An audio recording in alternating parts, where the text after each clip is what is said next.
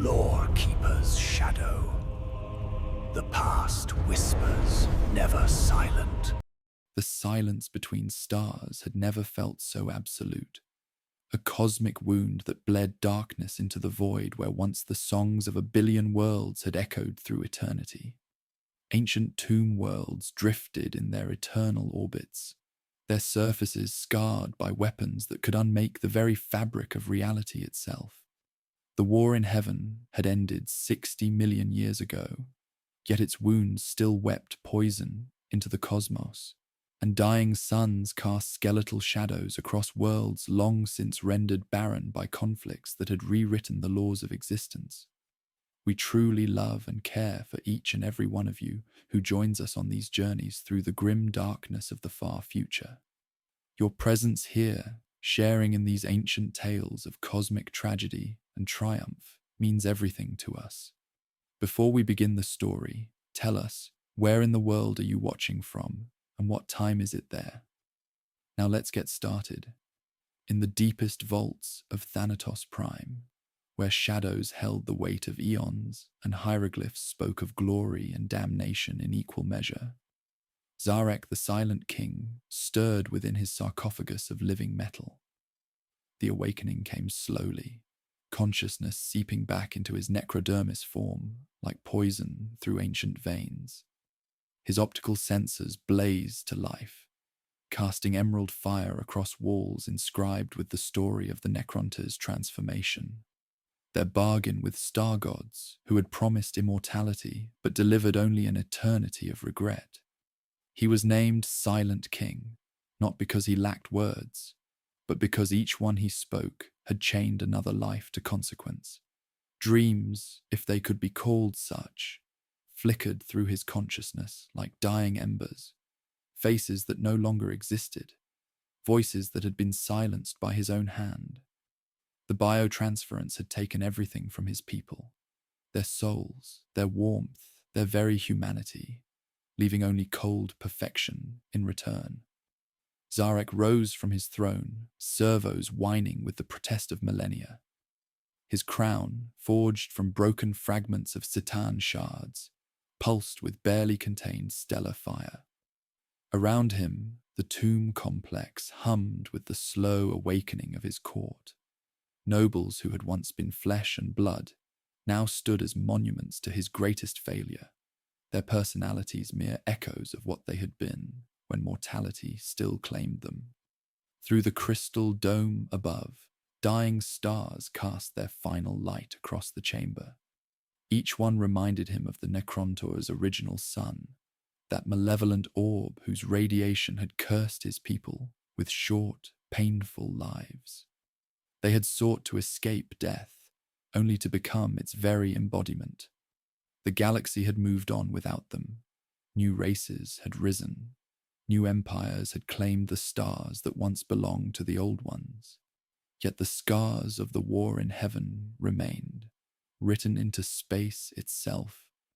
The warp bore the psychic screams of the dying, twisted into the realm of chaos that now threatened all life.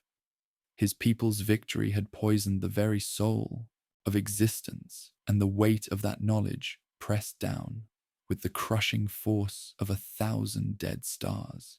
The light of their sun was a curse, not a blessing. On the Necrontyr homeworld, every dawn brought pain, every dusk a sigh of relief. Cities rose in defiance, domed and shadowed, their obsidian spires clawing at the sky as if to tear down the hateful star. In these funereal metropolises, Zarek walked among his people and felt the weight of each brief, suffering life. Children bore the marks of age before their first decades, and elders counted their remaining months with grim resolve. Death was the only certainty, and it haunted every chamber, every corridor, every edict Zarek ever signed. He ascended the throne in an age of sorrow. The Triarch's court was a place of division, where scientists, generals, and dreamers argued beneath the pall of mortality. Some demanded vengeance against the Old Ones, those ageless architects who seemed to mock the Necrontyr with their indifference. Others urged retreat, migration, or surrender to the inevitable. Zarek listened to them all, his heart scoured raw by loss, his own kin claimed by the sun's poison, his advisors coughing blood behind silken veils. Every solution was a palliative, a brief respite before the next funeral. Yet hope, or something like it, flickered in the obsidian halls. The cryptex, masters of impossible sciences, brought to Zarek a pattern in the stars, an anomaly, a hunger, resonating from the edge of their system. They spoke of entities vast and ancient, older than worlds, feeding upon solar winds and stellar fire. Not gods, the cryptex insisted, but beings of power, of intention. The oldest texts called them the Citan, starborn, their appetites insatiable. Night after night, Zarek climbed the observatory's cold steps, watching the lattice of pylons the cryptex erected to bridge the chasm between matter and living energy. He stood in silence as his people's dreams, of centuries unbroken, of children growing old, were weighed against the peril of inviting such power into the world. In the private gloom of his chambers, an old friend, voice weakened by illness, warned him, "Not every bargain is survival. Remember what makes us who we are." Zarek promised to remember, but knew already that promise was the least costly coin at the dawn of desperation. The first contact came not as thunder, but as warmth without comfort. A presence in the void, whispering of endings undone and graves unfilled. It offered what the Necrontyr most desired: time, endurance, release from their star's tyranny. Zarek felt the pull of possibility, the edge of hope and dread. As his court leaned toward the promise of immortality, he alone sensed the shadow beneath the offer.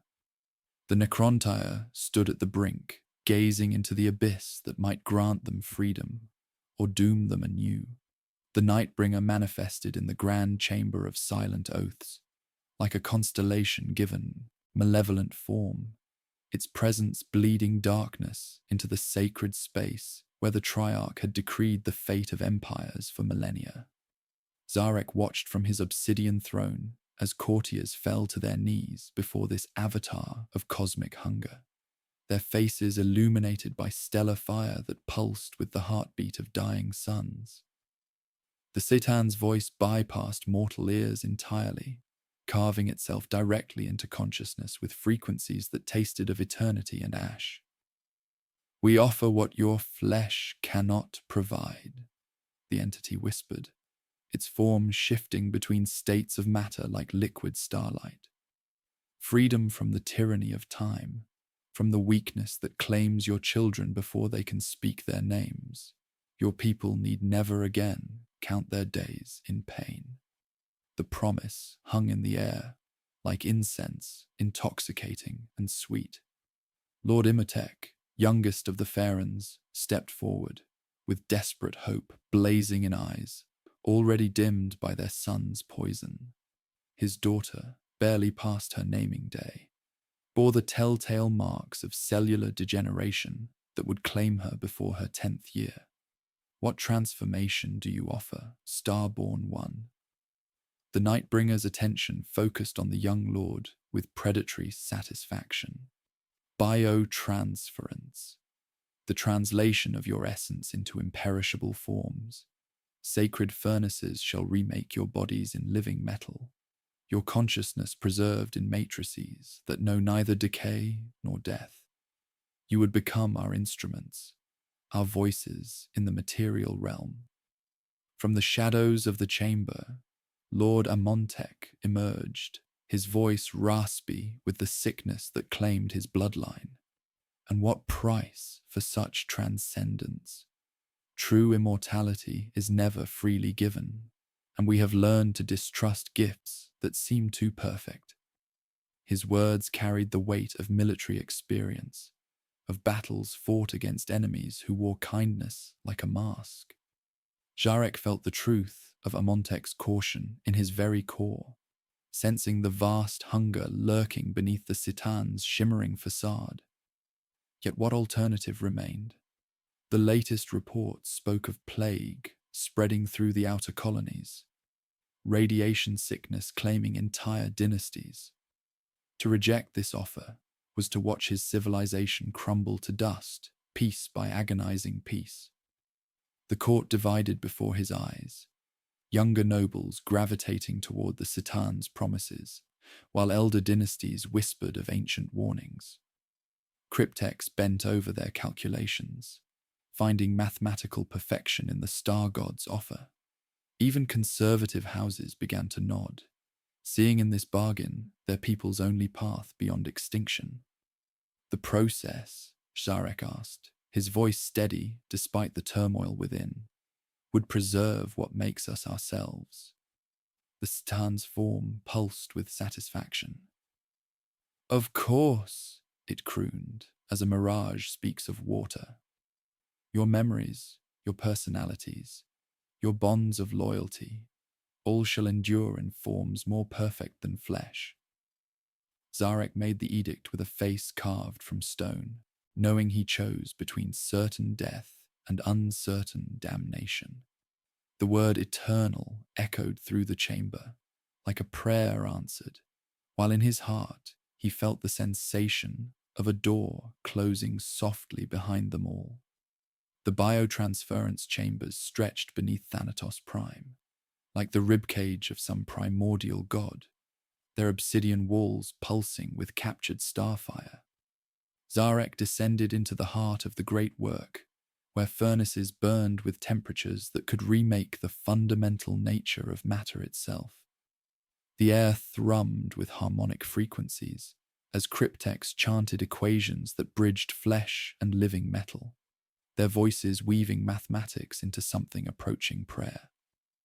Lord Imhotep entered the first crucible, with desperate hope blazing in eyes, already dimmed by radiation sickness.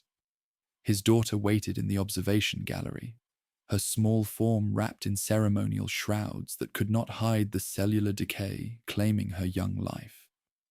The furnace embraced him with light that had no warmth, and neural interface cables threaded through his skull like silver serpents seeking the seat of consciousness. The screaming began immediately. Not physical agony, but something far worse. Zarek watched through crystal viewing ports as his Firon's essence was torn from its moorings and compressed into crystalline matrices. Molten necrodermis flowed around dying flesh, replacing bone with living metal, blood with energized ichor. The process was mechanically perfect, a triumph of impossible science that should have heralded the dawn of a new age. When Imhotep emerged, Zarek felt his heart stop beating. The being before him possessed every memory, every skill, every fragment of tactical knowledge that had made Imhotep a brilliant commander. It spoke with familiar inflections, moved with recognizable grace. Yet something essential had been excised with surgical precision.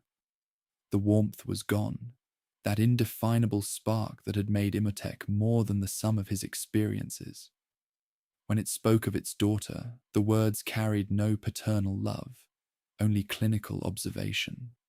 More nobles followed, each emergence deepening Sharek's horror.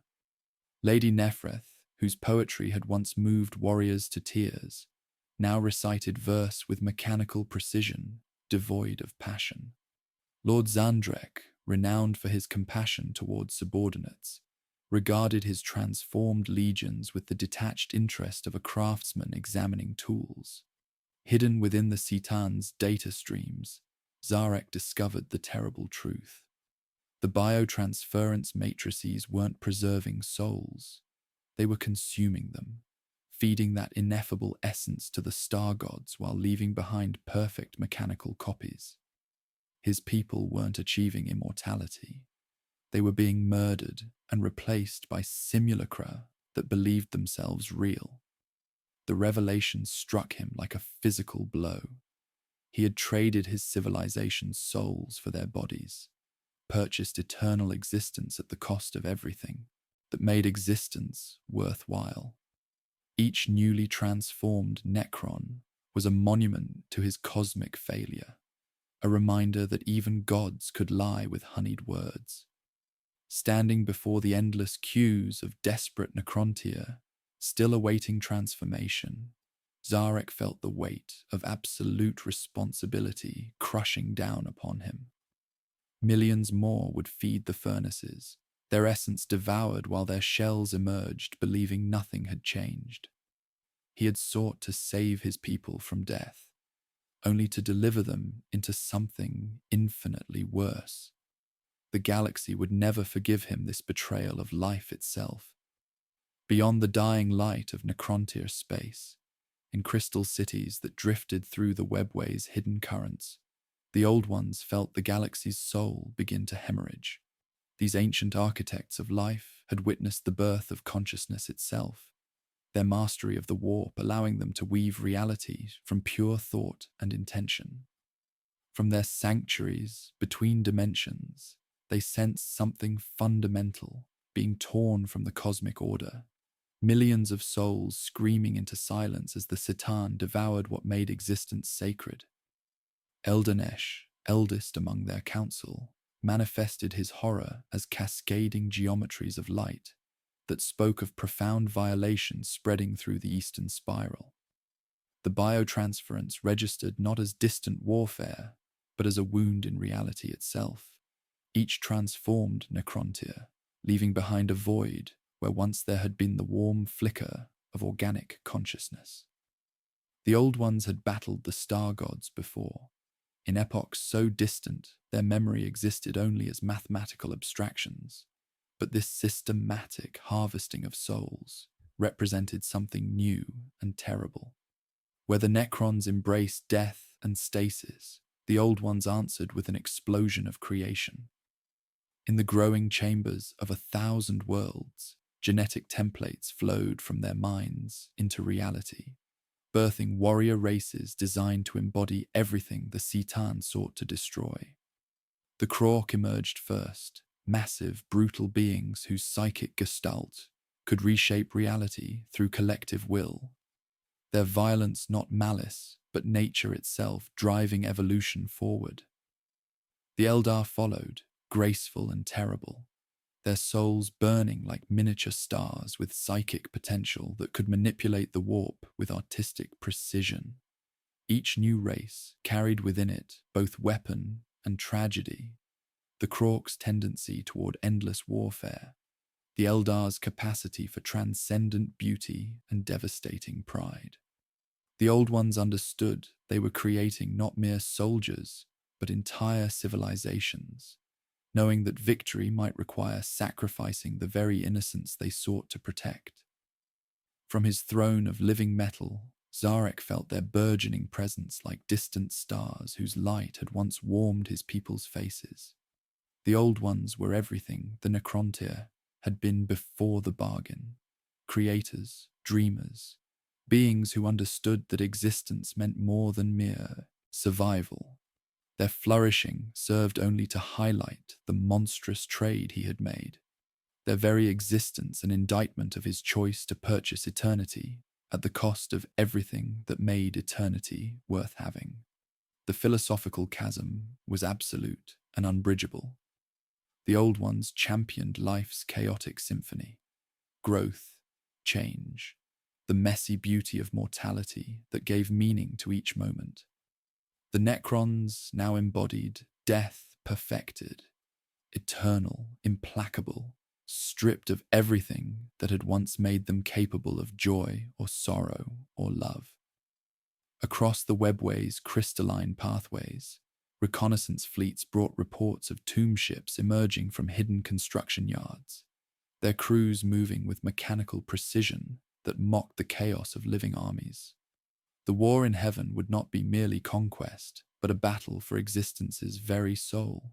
The galaxy trembled as ancient powers prepared for a conflict that would determine whether life or death would inherit the stars. The first battles erupted across the galaxy's eastern spiral, like wounds opening in the flesh of reality itself. Zarek commanded from the bridge of his flagship, watching tactical displays bloom with the cold mathematics of annihilation as his tomb fleets emerged from the darkness between stars. The garden world of Thessarian Prime burned beneath Gauss fire that unraveled matter at the molecular level, its crystalline cities dissolving like frost touched by dawn.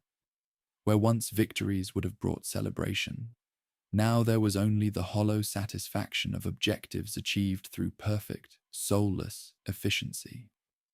His Necron legions moved with mechanical precision that mocked the chaos of living armies. Lord Imhotep's phalanxes advanced through groves of singing trees, each step calculated to optimal effect, each weapon discharge timed to mathematical perfection. Yet watching this flawless execution felt like observing automatons perform a grotesque pantomime of warfare. The transformation had excised more than mortality. It had stolen wonder itself, leaving creatures incapable of recognizing the beauty they erased from existence. The Old One's counterattack came not as brute force, but as reality rebelling against the Necron presence.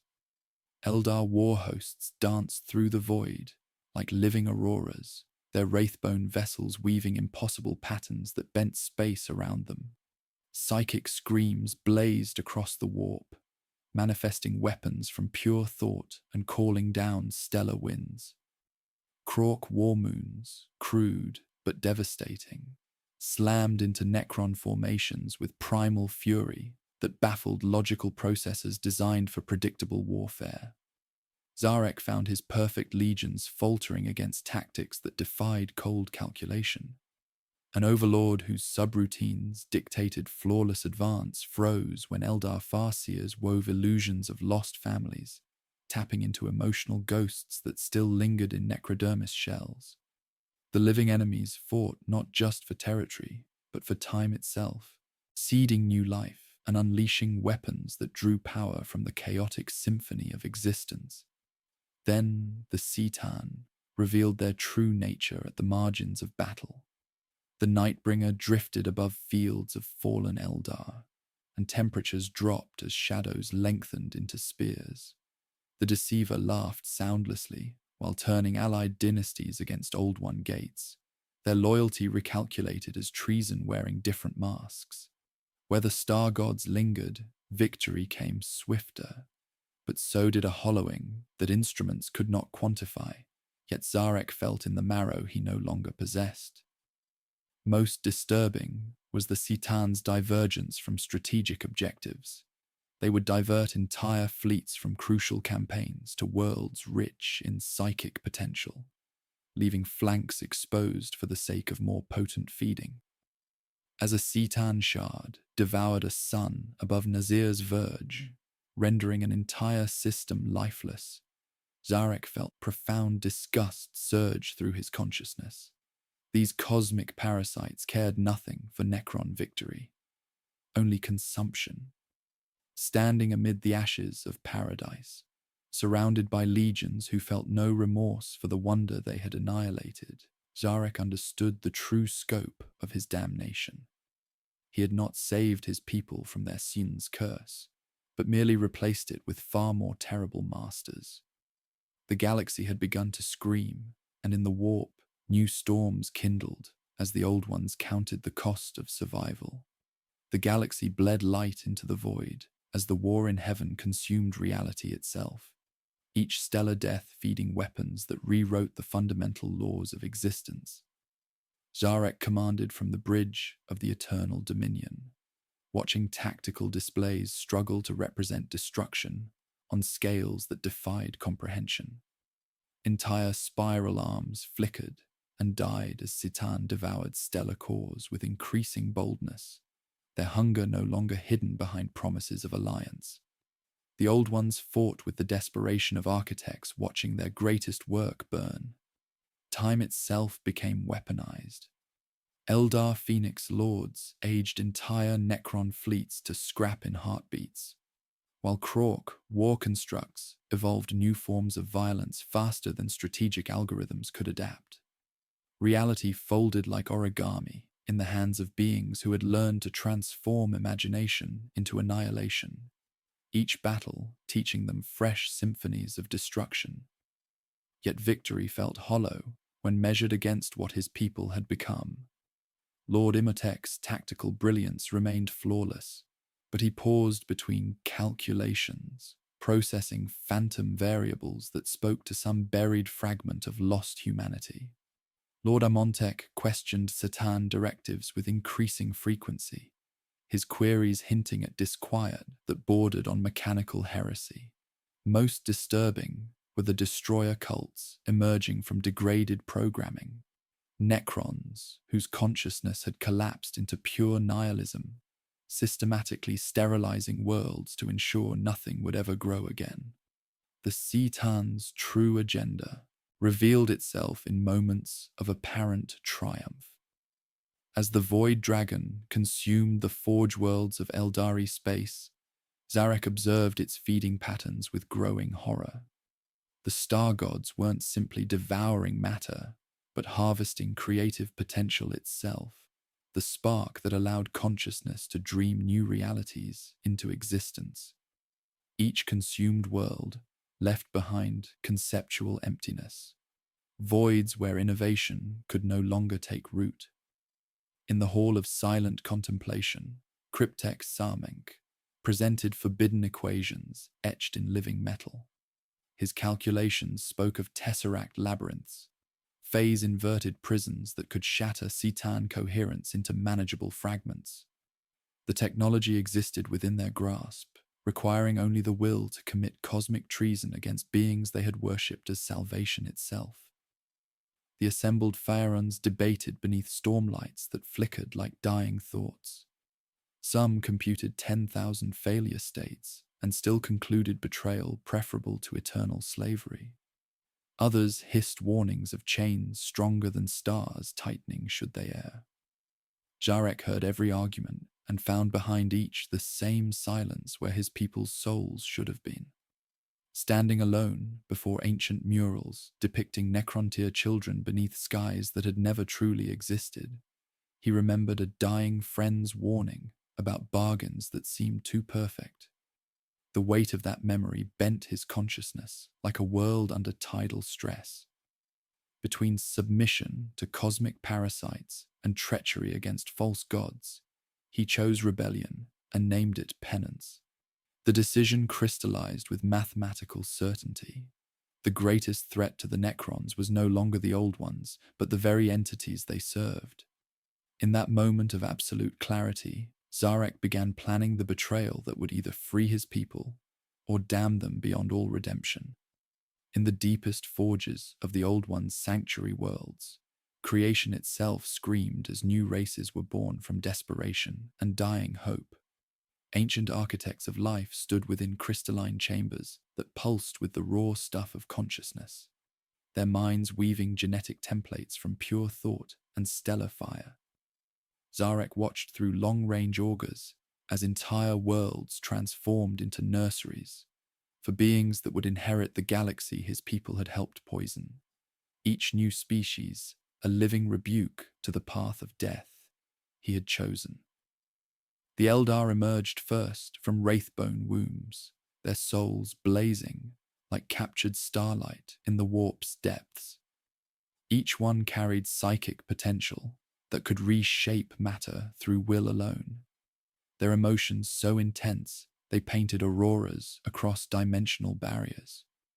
Through tactical displays, Zarek observed their maiden worlds, cities that grew like living things, art that moved between dimensions, warriors who danced through battle as if warfare were merely another form of expression. They possessed everything the biotransference had stolen: passion, creativity, the ability to find meaning in struggle itself. The Krork followed, massive, brutal beings whose collective consciousness could impose their reality upon the universe through sheer belief. Where a million gathered, their gestalt field made impossible things function through crude faith alone. Ramshackle vehicles held together by conviction smashed through Necron formations, their pilots laughing with primal joy that his transformed legions could no longer comprehend. Their capacity for innovation, building weapons from scrap and imagination, mocked the perfect stasis his civilization had achieved. From his command throne, Zarek felt the weight of witnessing his people's antithesis. An Eldar warrior poet, composing verses between blade strokes, carried more authentic existence than entire Necron dynasties. The Old Ones were not merely creating soldiers, but entire ecosystems of consciousness, ensuring that no single force could ever again monopolize existence. Each new species represented possibilities his civilization had traded away for the hollow promise of eternity. Most bitter was recognizing that these hastily created races already surpassed what the Necrontyr had been at their height. In quiet moments between campaigns, he studied captured Eldar artifacts, sculptures that sang with trapped emotions, weapons that wept for their fallen wielders. These beings created beauty even in war, while his legions left only sterile emptiness behind. The Citan's response revealed their true nature with crystalline clarity. They saw these new races as nothing more than fresh fodder, their hunger growing with each proliferation of life.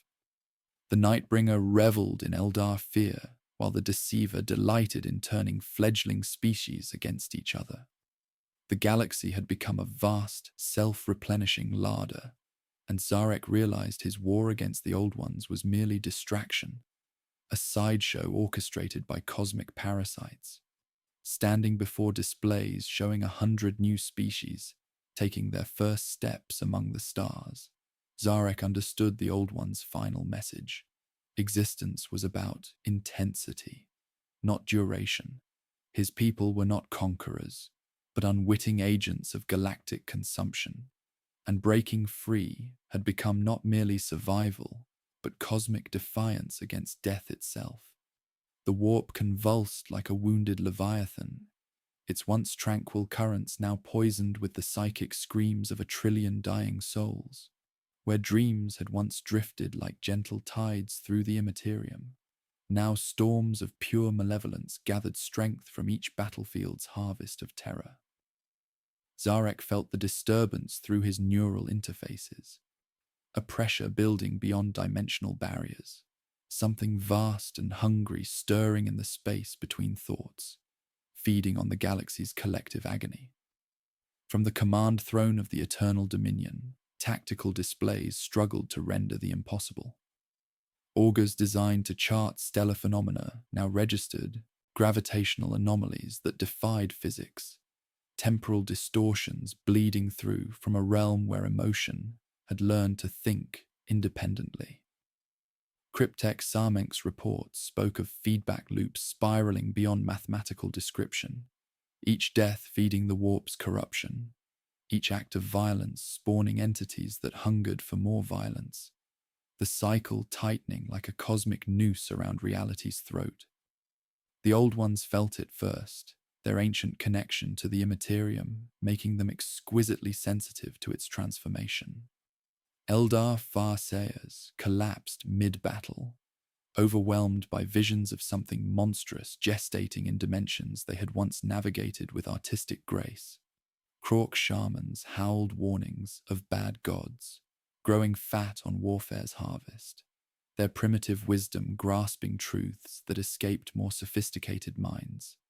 Even his own transformed legions registered the disturbance, warriors reporting shadows that moved independently, whispers in dead languages promising power in exchange for devotion. The nascent entities stirring in the warp's depths were not like the Citan, whose hunger was for life's essence.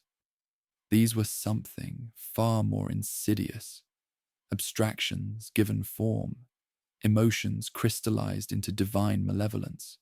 Hatred was learning to hate, despair was developing the capacity for independent cruelty, and rage was growing teeth sharp enough to tear reality itself.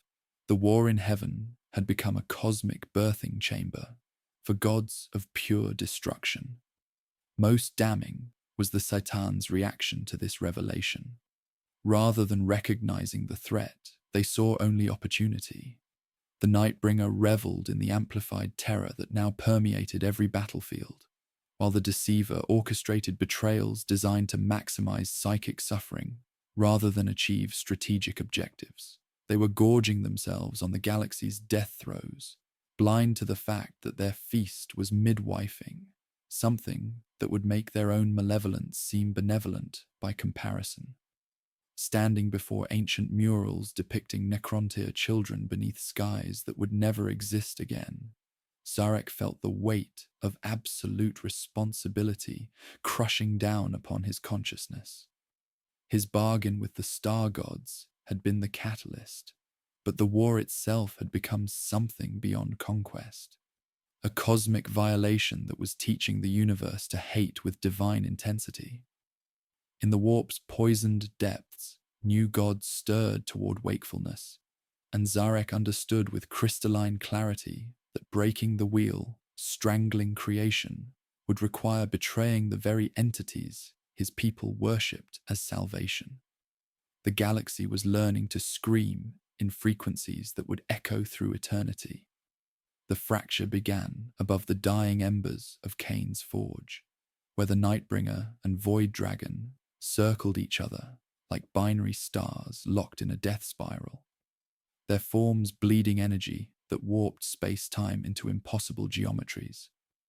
Zarek watched from the bridge of the eternal dominion as stellar matter compressed into weapons that could unmake reality's fundamental forces, witnessing the first crack in the Citan's unified facade. What had begun as territorial disputes over feeding grounds had escalated into something far more profound. The star gods' insatiable appetites were finally turning them against each other.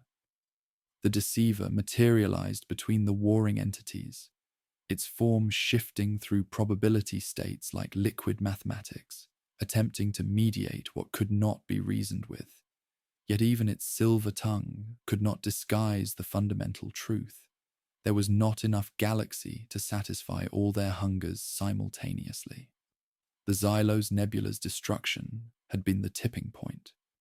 When the Burning Ones feud with the transcendent Citan, obliterated 3 Necron fleets and countless tomb worlds in a flash of unholy light, the sheer senseless waste shattered any remaining illusion of alliance.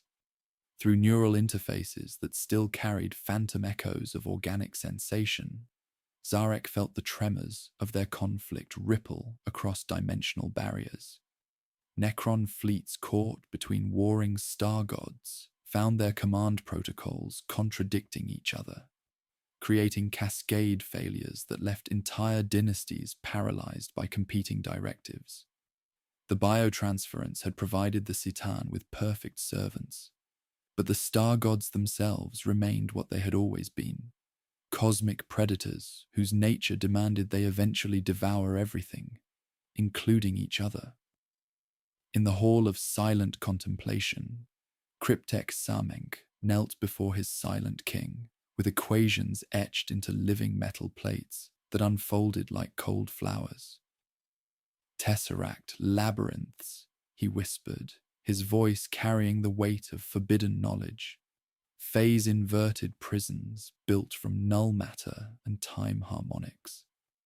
We can shatter their coherence, trap their essence in dimensional cages that exist outside normal space-time. The schematics he projected were terrifying in their complexity, elegant mathematics that spoke of unprecedented opportunity wrapped in cosmic peril. The assembled Pharaons debated beneath stormlights that flickered like dying thoughts, their voices carrying the hollow resonance of beings who had traded souls for strategy. Lord Ahmontek's tactical assessments spoke of 10,000 failure states, each ending in annihilation more complete than anything the Old Ones could devise. To strike at them is to invite their full wrath, he calculated with cold precision. Our legions, even in their billions, are but gnats to their power. Lord Imhotep countered with mechanical certainty. Their wrath is already upon us, Pharaon. We merely choose the manner of our doom. Better to die fighting for true freedom than to serve as unwitting tools until our own consumption. His words carried no emotion, yet somehow weighted with profound accusation. They had become instruments, harvesters gathering souls for entities that saw them as sophisticated farming equipment. Lady Nephrith, whose poetry had once moved warriors to tears and now recited verse with mechanical precision, offered the most damning observation. "We are not conquerors, but slaves," she stated, her transformed voice unable to carry sorrow, yet somehow conveying infinite loss. Every victory feeds their hunger. Every conquest serves their agenda. The biotransference did not elevate us.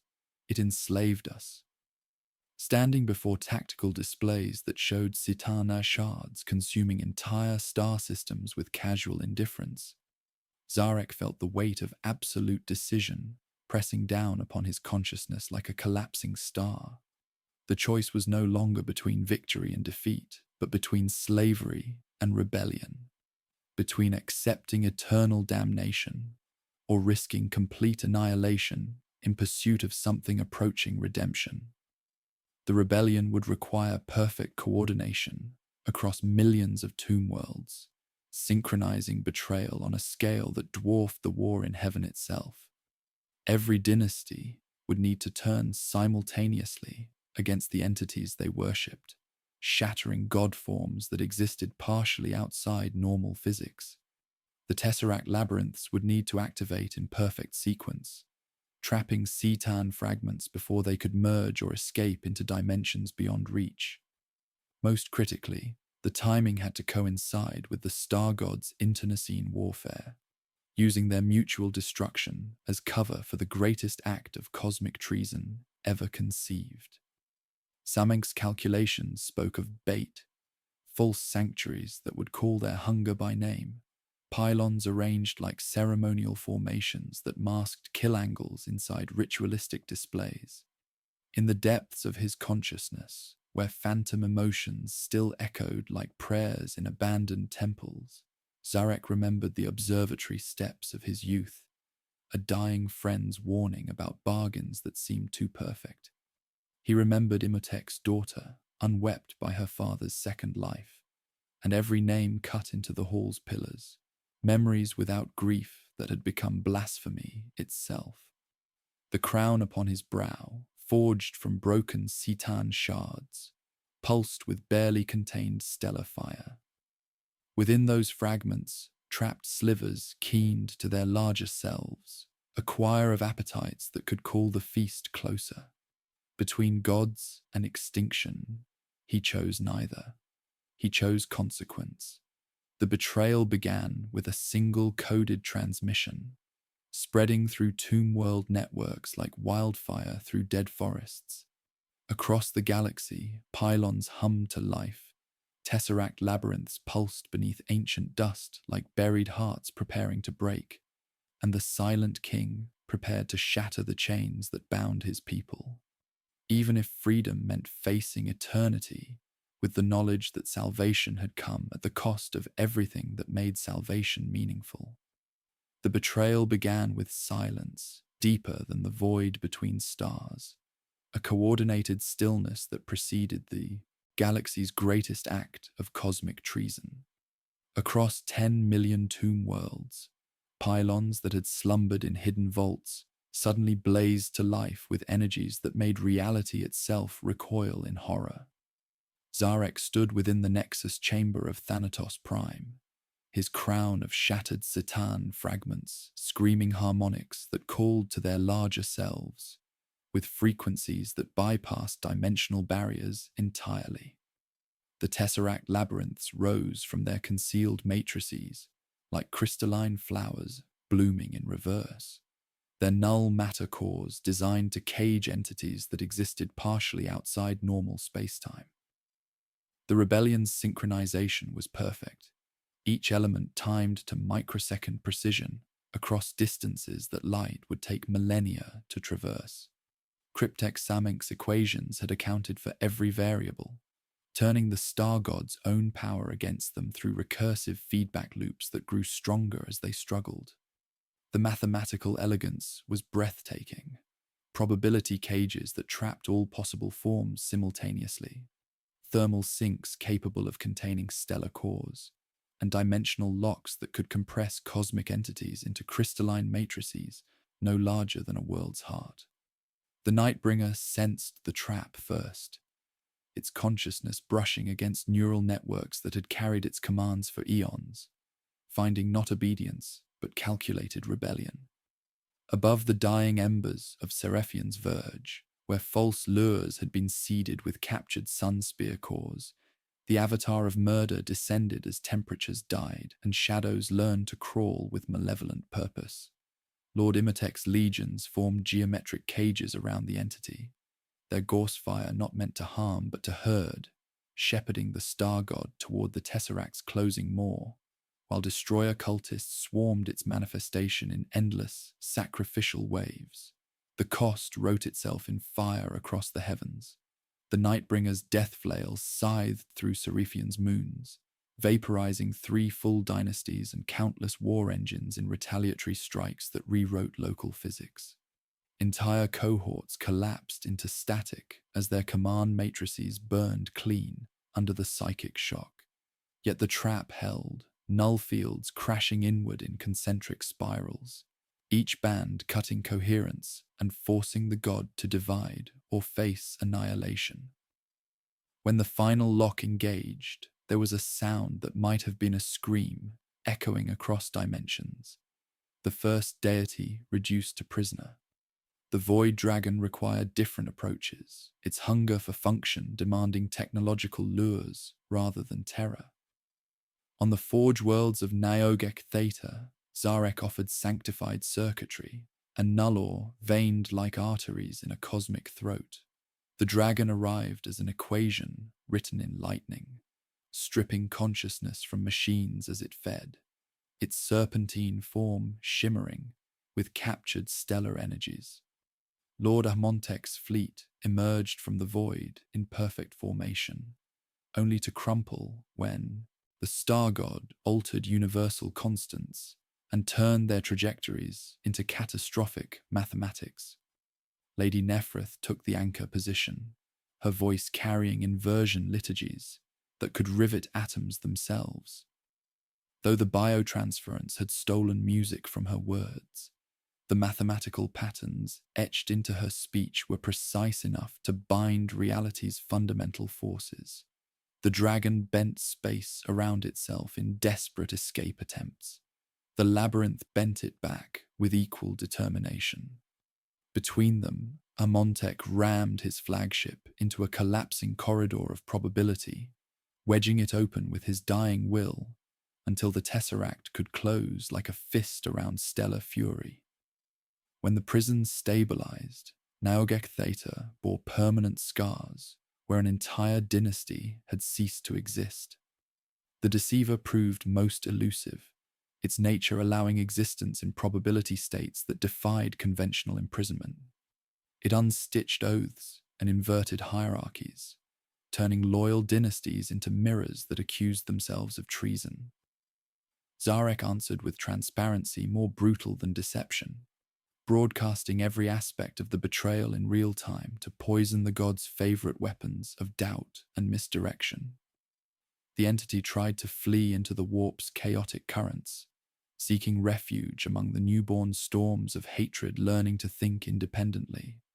But even there the old ones had laid ancient bones that Samenk had learned to navigate. In the deepest vaults of Thanatos Prime, Zarek descended to face the deceiver's fragments as they writhed within tesseract matrices, folded through 11 dimensions. The confrontation carried the weight of cosmic justice finally delivered after eons of manipulation and lies. "You have gained nothing, Metal King," the deceiver hissed through crystalline prison walls, its voice carrying harmonics that tried to rewrite Zarek's neural pathways. "We offered immortality, and you chose rebellion. We promised the galaxy, and you settled for servitude to your own limitations. Zarek's response carried 60 million years of contemplation, compressed into perfect clarity. You offered existence without meaning, eternity without purpose. We were already dying when you found us. You simply made our death eternal and called it salvation. Across the spiral arms, the rebellion bloomed and burned in equal measure. 30% of Necron forces were destroyed in the coordinated strikes, 40% of tomb worlds rendered uninhabitable by Citan death throes that violated the laws of physics in their final spite. The Mefrit dynasty vanished entirely, their matter unraveled at the quantum level. Lord Xandrek's legions were caught in temporal paradoxes, as dying star gods tried to prevent their own betrayal by erasing moments from history itself. Yet for every dynasty lost, another tesseract labyrinth snapped shut around its divine prisoner. The mathematics were inexorable. Each captured shard represented cosmic forces, compressed into forms the Necrons could theoretically control. Though control was perhaps too generous a term for the constant vigilance required to maintain their crystalline prisons. Standing amid the wreckage of divine ambition, surrounded by tesseract reliquaries that hummed with trapped cosmic fury, Zarek felt the weight of absolute victory, an ultimate hollow triumph. Within each prison, Citan fragments prowled and tested edges that were also depths, promising nothing while remembering everything. He laid his hand upon one glass-like surface and felt frost bloom across the world, a reminder that their former master's malevolence remained undiminished by captivity. Lord Imhotep approached through corridors scarred by equations that would never stop burning. "We have won nothing," he observed with flawless accuracy. "We have only changed the shape of our damnation." Zarek inclined his head in acknowledgement. The chains of servitude to the Citan were indeed broken, but in their place, new chains had been forged. Chains of responsibility for cosmic prisoners whose escape would doom the galaxy. Chains of guilt for the dynasties sacrificed in this act of divine regicide. And the deepest chain of all, the knowledge that freedom meant little to beings who had traded their souls for the privilege of eternal existence. The rebellion was complete. The Citan were shattered and caged. And in the silence that followed, deeper than any vacuum, Zarek began contemplating the only escape that remained. The great sleep, where perhaps dreams might remember what consciousness had forgotten, and where the weight of cosmic consequence might finally find some measure of peace. The final movements of the war in heaven unfolded like a cosmic funeral, where victory and defeat became indistinguishable in the face of absolute devastation. Above the crystal spires of the last Old One's stronghold, reality itself seemed to weep as ancient powers made their final stand against forces that had learned to weaponize extinction itself.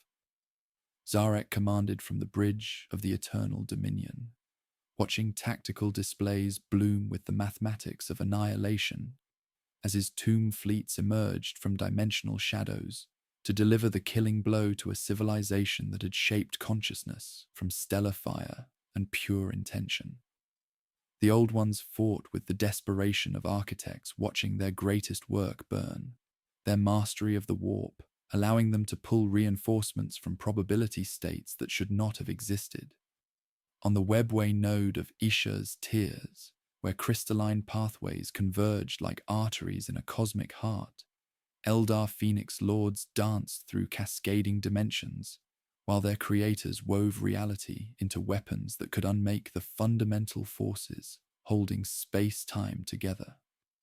Lord Imhotep's tactical matrices struggled to process enemies who existed in multiple quantum states simultaneously, his perfect calculations rendered meaningless by foes who could rewrite causality through collective will alone.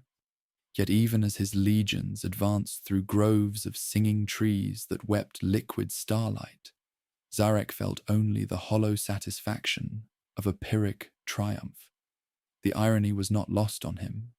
Victory against the Old Ones came at the moment when the Citan's defeat had rendered such victory meaningless. His transformed warriors moved with mechanical precision through monuments to species that would never evolve, toward enemies who represented everything the biotransference had stolen from his people.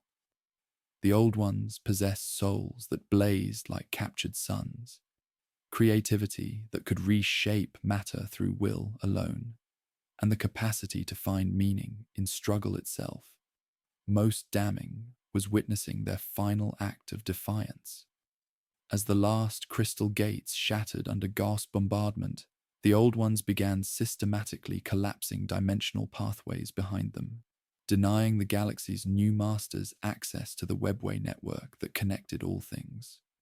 Each destroyed node released energies that would take eons to dissipate, creating permanent scars in space-time that would serve as monuments to their civilization's passing. Even in defeat, they were seeding the galaxy with hidden sanctuaries, maiden worlds where life could evolve in secret, genetic templates hidden in quantum foam that would bloom into new species when the time was right. The webway's death song echoed across dimensions as Zarek descended to face the last Old One in the ruins of their greatest city. The being before him, ancient beyond measure, its form shifting through states of matter that spoke of mastery over reality's fundamental forces, regarded him with eyes that held the accumulated wisdom of 60 million years. Around them, Eldar survivors fled through closing portals, while Krork warbands made final stands against odds that mathematics could not describe. "You have won," the Old One whispered, its voice carrying harmonics that bypassed mechanical sensors and spoke directly to whatever fragments of consciousness still echoed in necrodermis shells. "The galaxy belongs to death now, as you always intended. Yet what have you truly gained, Silent King? You sought to escape mortality and achieved only its perfection." The accusation struck deeper than any weapon, carrying truth that no amount of strategic calculation could deflect. As the entity dissolved into constituent energies, its final words hung in the air like a curse. "We leave behind what you can never possess, the capacity for new songs to be sung." Lord Amontek's tactical reports spoke of total victory, achieved at costs that defied comprehension.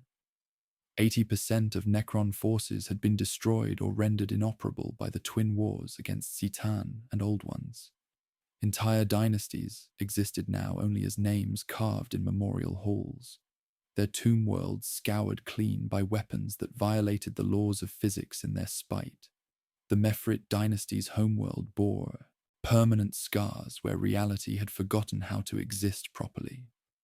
Cryptek Samenk approached through corridors scarred by equations that would never stop burning, his voice carrying complex harmonics as he delivered the most damning report of all. "The warp, Majesty, has been irrevocably corrupted. The Old One's psychic collapse, combined with the sheer scale of death, has poisoned the Imperium itself. New entities are stirring, nascent gods born of pure emotion and malevolence, feeding on the galaxy's collective trauma. They are unformed now, but their potential for destruction far exceeds even the Citan." Standing amid the ruins of the last great civilization, Zarek contemplated the galaxy they had inherited. Dead worlds orbited dying stars, their surfaces scoured clean by weapons that had learned to hate with divine intensity. The warp writhed with newborn gods of pure malevolence, fed by the psychic screams of 1,000,000,000,000 dying souls. Reality itself bore scars that would take cosmic ages to heal, if they ever could. The strategic situation was undeniable. They stood as masters of a galaxy that no longer held anything worth mastering. The Old Ones were extinct, their great works reduced to ruins that would puzzle archaeologists for eons to come. The younger races they had created were scattered and broken, reduced to primitive survivors hiding in the galaxy's forgotten corners. The webway lay shattered, its crystal pathways bleeding energy into the void. Most bitter was the realization that victory had come too late to matter. The Setan's imprisonment had broken the Necrons' unity, leaving dynasties suspicious of each other and uncertain of their purpose. Without divine masters to serve or ancient enemies to fight, they were left with only the hollow echo of existence. Immortal beings with no reason for immortality, perfect warriors with no worthy battles to fight. In the silence that followed the last Old One's death, deeper than any vacuum, Zarek understood with crystalline clarity that they had not conquered the galaxy, but murdered it. The war in heaven had ended not with victory, but with the death of everything that made victory meaningful. They were custodians of a silence they had made, guardians of tombs they had filled, masters of an empire built on the ashes of wonder itself. The weight of absolute responsibility crushed down upon his consciousness like a collapsing star. Standing before the ruins of creation, surrounded by legions who felt no satisfaction in triumph, the silent king began contemplating the only escape that remained, the great sleep, where perhaps dreams might remember what consciousness had forgotten, and where the weight of cosmic consequence might finally find some measure of peace in the darkness between thoughts. The silence after the last Old One's death did not bring peace, but magnified the emptiness that victory had carved into the galaxy's heart. Zarek stood within the Nexus chamber of Thanatos, prime, surrounded by walls that wept liquid starlight, each hieroglyph telling the story of souls traded for immortality and finding only hollow perfection in return. The tactical displays showed a galaxy scoured clean, dead worlds orbiting dying stars, the warp writhing with newborn entities of pure malevolence, reality itself bearing scars that would take cosmic ages to heal. They had won everything and found it worthless. He convened the Triarch beneath stormlights that flickered like dying thoughts, calling forth the Pharons who had stood beside him since the days when flesh still knew warmth and hearts could break with something other than mechanical precision. The assembled lords maintained perfect silence as their silent king contemplated the weight of absolute victory that felt like ultimate defeat. Lord Imhotep approached with tactical assessments that spoke of strategic impossibilities defying calculation. "We hold dominion over 10 million worlds," he reported with mechanical precision that somehow carried infinite weight, yet 40% remain uninhabitable, ravaged by weapons that violated physics in their spite. The destroyer cults spread through our ranks like digital plague, warriors whose programming has degraded into pure nihilism, systematically sterilizing worlds to ensure nothing will ever grow again. Without external purpose, without enemies worthy of our perfection, our legions face internal collapse. Lady Nephrith, her form shimmering with phase shift distortions, delivered observations that cut deeper than any blade. "The warp remains poisoned by our victories," she stated, her voice carrying the hollow resonance of poetry stripped of passion. New entities coalesce from the psychic screams of the dying, nascent gods born of pure emotion and malevolence. Our continued presence, our relentless efficiency in extinguishing life, only feeds their growth. To remain active is to midwife horrors that will make the Citan seem benevolent. Lord Amonteg presented the most chilling assessment of all. "The tesseract labyrinths holding our former masters show microscopic fluctuations, evidence of constant pressure against dimensional locks. The Citan remember our betrayal and seek to corrupt our programming from within their prisons. Their cunning is infinite, their patience eternal. Our greatest victory could become our most exquisite torture." As the Pharans debated beneath dying auroras, a discordant chord echoed through the chamber. Destroyer lords entered with retinues whose optics burned with the special clarity of despair, repurposed as doctrine. Lord Qatar, his armor lacquered with the ash of sterilized biomes, spoke with mechanical certainty that mocked sanity itself. "Stillness is treason," he hissed, his form wreathed in probability shadows. "We are death perfected. Let us complete the mercy we began. No seed, no song, no sleeper left to dream us back.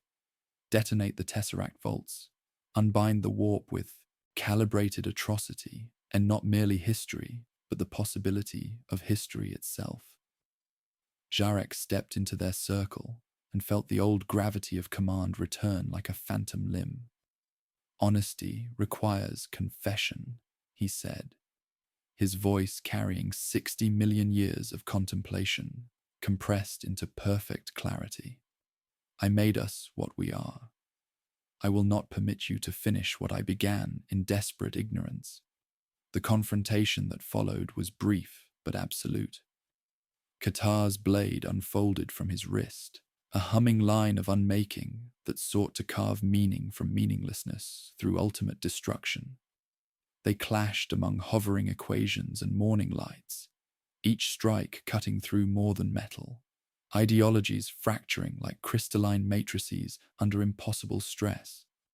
When Qatar fell, his final utterance carried almost grateful relief. "Release," he whispered, and dissolved like smoke carrying the dreams of the damned. In the aftermath, Cryptek Samenk approached with calculations etched into living metal that unfolded like cold flowers blooming in reverse. "The Great Sleep," he proposed, his voice carrying complex harmonics that spoke of mathematics approaching prayer, "offers the only solution to existence that has become unbearable. Stasis fields synchronized to astronomical phenomena, hibernation matrices preserving consciousness across cosmic ages, awakening protocols tied to conditions that might herald times worth witnessing."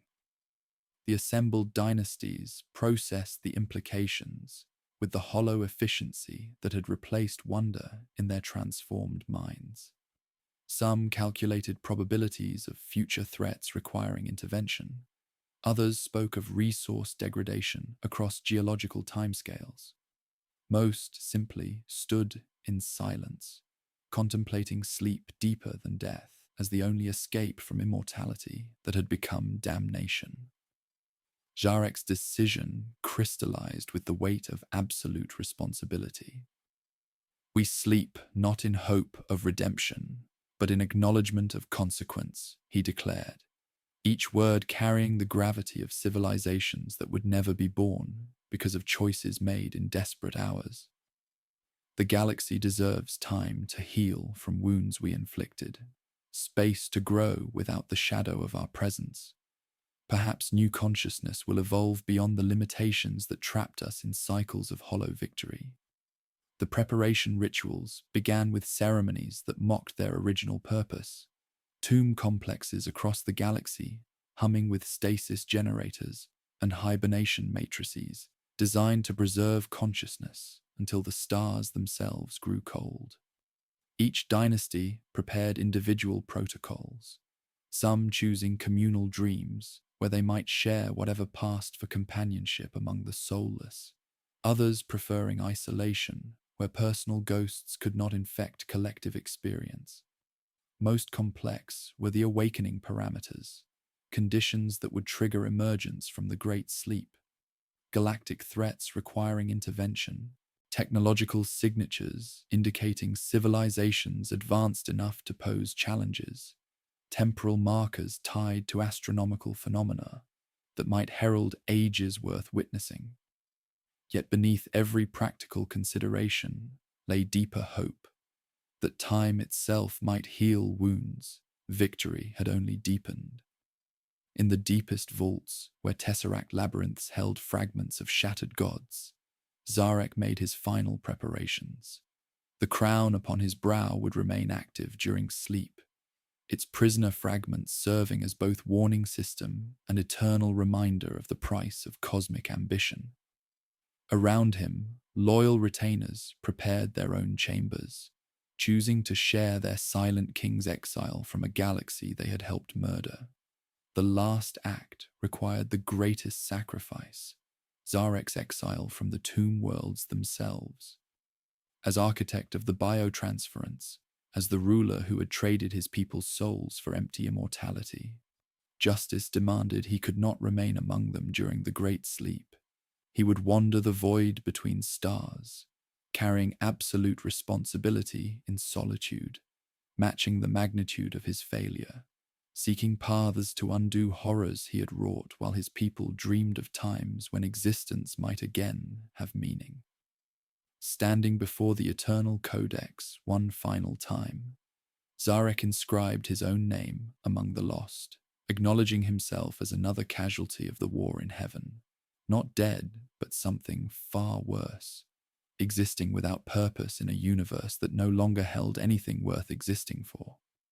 The hieroglyphs wept starlight as his stylus completed its work, each symbol carrying the weight of civilizations that would never be born. The stasis fields engaged with harmonics that sang of endings without resolution, of sleep without dreams, of existence suspended until existence might again have meaning. Across 10 million tomb worlds, the Necron dynasties settled into hibernation deeper than death, their consciousness preserved in crystalline matrices that would outlast the stars themselves. In the silence that followed, deeper than any vacuum, the galaxy began its long process of healing, from wounds that had scarred reality itself. The Great Sleep had begun, and with it, the longest act of penance in cosmic history. Immortal beings choosing exile from their own immortality, waiting for a time when their awakening might serve purposes greater than conquest, when consciousness might again find meaning in the vast darkness between dying stars. The final preparations for the Great Sleep unfolded across 10 million tomb worlds, with the solemn precision of a cosmic funeral, each dynasty making peace with choices that had led them to this moment of voluntary exile from existence itself. The silence between stars had never felt so absolute, a cosmic wound that bled darkness into the void where once the songs of a billion worlds had echoed through eternity. Zarek walked through corridors that had once echoed with the laughter of Necrontyr's children, now silent except for the harmonic hum of stasis generators preparing to preserve consciousness across geological ages. In the hall of silent contemplation, where murals depicted their people's transformation from flesh to living metal, the assembled Pharaons made their final dispositions with mechanical precision that somehow carried profound emotion. Lord Imhotep sealed tactical archives containing 60 million years of warfare, his strategic genius preserved in crystalline matrices for dynasties that might one day face threats requiring his perfect calculations. All redundancies are in place, he reported, though there was no war left to win. If we wake, Majesty, and there is purpose, you will need a general who remembers how to measure the cost. Zarek placed a hand on the warrior's chest, feeling the cold hum of decanted eternity. When we wake, he answered, let memory be heavier than iron. Lady Nephrith waited among her choir of machines, composing final verses in mathematical languages that would outlast the stars themselves. A wisp of music hung in the air, notes arranged by mathematics so precise they approached sorrow from the angle that logic allows. One last stanza, she said, and spoke a poem in numbers. The curve of a child's hand, the slope of an old city's dome, the cadence of rain on funeral cloth. It should have been nothing. It made something in Zarek ache that he should not have retained. We will sleep with unfinished verses, she said. Perhaps the future will supply rhymes. The hibernation protocols themselves represented the pinnacle of cryptech science. Stasis fields synchronized to astronomical phenomena that would trigger awakening only when specific conditions were met. Cryptech Samink approached with calculations etched into living metal that unfolded like cold flowers blooming in reverse. The Great Sleep offers the only solution to existence that has become unbearable, he proposed, his voice carrying complex harmonics that spoke of mathematics approaching prayer. Stasis fields synchronized to astronomical phenomena, hibernation matrices preserving consciousness across cosmic ages, awakening protocols tied to conditions that might herald times worth witnessing. Most complex were the awakening parameters, galactic threats requiring intervention, technological signatures indicating civilizations advanced enough to pose challenges, temporal markers tied to cosmic events that might herald ages worth witnessing. Some dynasties chose communal dreams, where shared consciousness might provide companionship among the soulless, their awareness linked through quantum entanglement networks that spanned entire star systems. Others preferred isolation, individual chambers where personal ghosts could not infect collective experience. The destroyer cults presented the most immediate challenge, their nihilistic programming spreading through Necron ranks like digital plague. Lord Voken's representatives arrived like rust along a blade, their optics bright with the clarity of despair repurposed as doctrine. "Sleep is cowardice," they hissed. "We are death perfected. Let us complete the work we began. No tomb, no dream, no possibility of awakening left to mock our transformation." The confrontation that followed was brief but absolute. Zarek considered their logic, the seduction of perfect erasure, then signed a writ that bound them gently. Stasis coffins closed around each fanatic, with quarantined loops of dream, endless battlefields where nothing living bled. He denied them martyrdom and gave them mercy, eternity with their hunger, but no harvest. In the sanctum of crowns, the silent king performed an execution upon himself. The triarchal command protocols, those last chains that could yoke every dynasty with a thought, were summoned into a single thread of authority and cut. It was not dramatic. It was irreversible. "No one will wear our people's will like a garment again," he said to the empty air. The shards in his diadem keened, remembering the taste of suns. The exile protocols were prepared with mathematical precision that spoke of equations approaching prayer. As architect of the biotransference, as the ruler who had traded his people's souls for empty immortality, justice demanded he could not remain among them during the Great Sleep. He would wander the void between stars, carrying absolute responsibility in solitude, matching the magnitude of his failure, seeking paths to undo horrors he had wrought, while his people dreamed of times when existence might again have meaning. In the deepest vaults, where tesseract labyrinths held fragments of shattered gods, Zarek made his final preparations. Within each prison, a god paced and tested edges that were also depths. "You will outlast us," he told them, "but we will make your patience a famine." The deceiver's laughter rang like cracked crystal. "You dream of repair," it sang. "What is done to a soul cannot be undone. History is a sequence of things once thought impossible," he answered, and locked the doors. When the Great Sleep rolled outward, it moved like an eclipse through water, delicate, absolute. Tomb complexes sighed, then stilled. In the space of a breath, a civilization pressed its existence between pages and closed the book. Across the galaxy, monuments to the Necron dynasties stood empty, except for automated guardians, their masters sleeping deeper than death. while reality began its long process of healing from wounds that had nearly destroyed the very concept of life. Zarek's flagship emerged from Thanatos Prime's hidden dock, like a shadow given purpose, its hull inscribed with hieroglyphs that told the story of a civilization's rise and fall. As the tomb world receded into darkness, he felt the weight of absolute solitude settling upon his consciousness. The last active Necron in a galaxy full of sleeping gods, carrying responsibility for crimes that had scarred the cosmos itself. Deep, space accepted him without fanfare.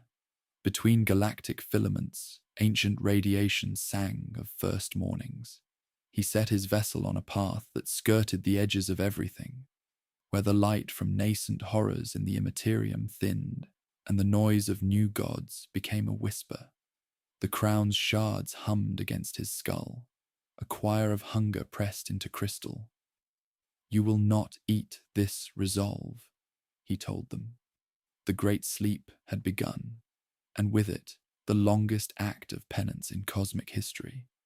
In the silence between stars, deeper than any vacuum, the galaxy slept like a wounded animal that had finally found a patch of shade, while a single ship moved with patient defiance through the void, its captain crowned in pieces of gods he had betrayed, carrying within his unending heart the sick weight of consequence and a needle of impossible hope. 60 million years dissolved like frost beneath a dying sun, and the galaxy stirred with life that had learned to sing in frequencies the Necrons had forgotten existed. From the bridge of his wandering flagship, Zarek felt the first tremors of awakening ripple through quantum networks that connected tomb worlds across the spiral arms, each pulse carrying the weight of consciousness, returning to shells that had dreamed of nothing in the darkness between thoughts. The great sleep was ending, not through triumph, but through the slow, inevitable decay that even perfect immortality could not escape.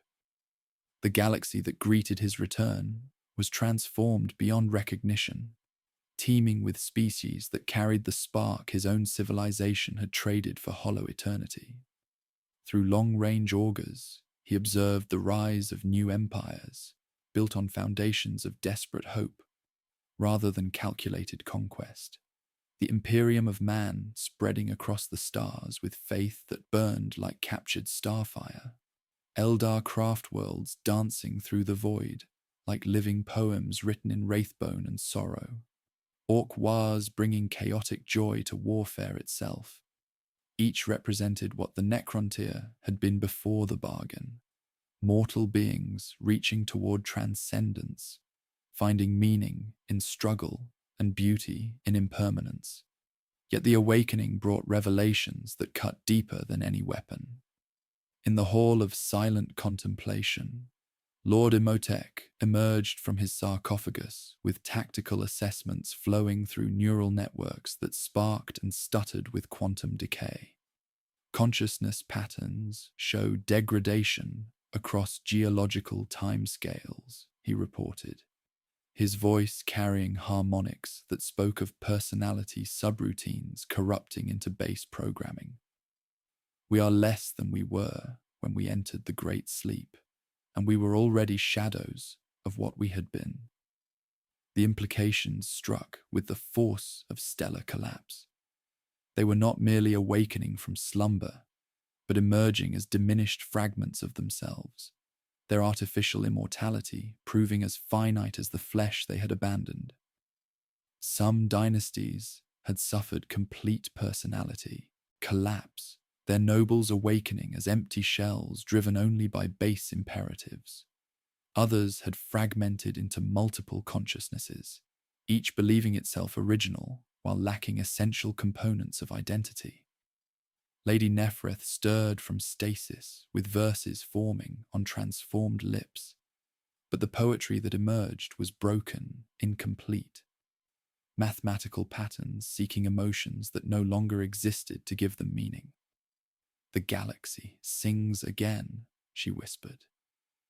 "But we have forgotten how to hear music." Her words carried the weight of 60 million years spent in silence, consciousness preserved, but slowly dissolving like salt in an endless ocean. Most disturbing were the destroyer cults, their nihilistic programming having metastasized during the Great Sleep, like digital cancer consuming whatever fragments of personality remained. Entire dynasties had awakened as hollow servants of entropy, systematically sterilizing worlds to ensure nothing would ever grow again. The mercy Sarek had shown in containing their madness had only allowed it to fester in the darkness. In the deepest vaults, where tesseract labyrinths held fragments of shattered gods, the Satan stirred with renewed malevolence. Their imprisonment had not diminished their cunning, but concentrated it, 60 million years teaching them new forms of corruption. The deceiver's whispers leaked through dimensional barriers, promising restoration of lost memories in exchange for freedom. The Nightbringer's presence bled terror that bypassed mechanical sensors and spoke to whatever echoes of consciousness still flickered in necrodermis shells. Standing before the eternal codex, where names of the lost were inscribed in hieroglyphs that wept starlight, Zarek contemplated the magnitude of their transformation. They had sought immortality and achieved only elaborate forms of death. First the death of their souls, then the slow dissolution of artificial consciousness across cosmic ages. The biotransference had granted not eternal life, but merely delayed inevitable entropy, trading quick mortality for gradual erasure spanning geological epochs. Yet in the depths of contemplation, something that might have been purpose emerged from the ashes of hope. The younger races possessed what his people had lost, but they also faced threats that required capabilities only the Necrons retained. The chaos gods that had emerged from the war in heaven's psychic devastation now threatened all existence with corruption beyond imagination. Tyrannid hive fleets devoured entire star systems, leaving only silence in their wake. The galaxy needed guardians who could face such horrors without flinching, beings whose artificial nature made them immune to corruption that would destroy organic minds. Perhaps redemption lay not in undoing their transformation, but in finding meaning within their damnation. The Silent King began to envision his people serving as the galaxy's immune system, destroying threats too terrible for mortal minds to comprehend while protecting the very life they had once sought to extinguish. It would not restore their souls. That possibility had died with the last old one, but it might give purpose to existence that had become unbearable.